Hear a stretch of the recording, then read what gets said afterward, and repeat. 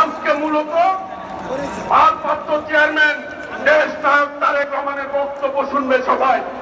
কাজেই দয়া করে সময়ের দিকে সকলেই খেয়াল রাখবেন।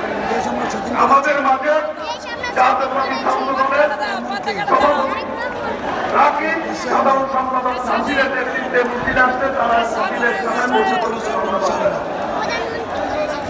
প্রিয় ভাইরা, মহানগর উত্তর শ্রমিক পালাইছে রে পালাইছে পালাইছে কার সাথে পালাইছে কার সাথে পালাইছে প্রিয় ভাইরা, হাসিনা দেখে যা পালাইছে রে পালাইছে হাসিনা বক্তব্য রাখবেন স্থায়ী কমিটির অন্যতম সদস্য